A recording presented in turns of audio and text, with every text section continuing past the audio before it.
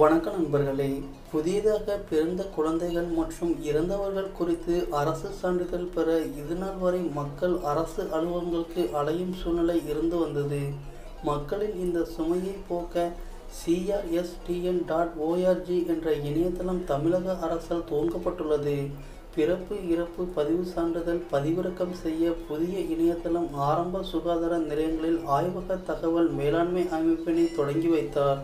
crstn.org என்ற இணையதளம் மூலம் 21 நாட்களில் இந்த சான்றிதழ்களை இலவசமாக மக்கள் பதிவிறக்கம் செய்து கொள்ள முடியும்.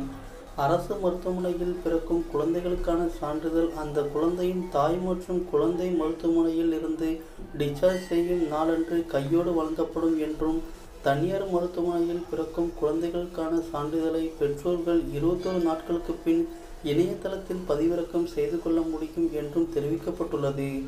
இதன் மூலம் பிறப்பு இறப்பு சான்றிதழுக்கான முழுமையான சேவையை ஆன்லைனில் வழங்கும் முதல் மாநிலம் தமிழகம்தான். இந்த சான்றிதழ்களை மக்கள் எவ்வித சிக்கல் இன்றி ஆன்லைனில் பதிவிறக்கம் செய்து கொள்ள முடியும். இந்த மாதிரி மேலும் பல தகவல்களை உடனுக்குடன் தமிழில் தெரிந்து கொள்ள நம்ம சேனலை இதுவரைக்கும் சப்ஸ்கிரைப் பண்ணலன்னா மறக்காம இப்போவே சப்ஸ்கிரைப் பண்ணிக்கோங்க.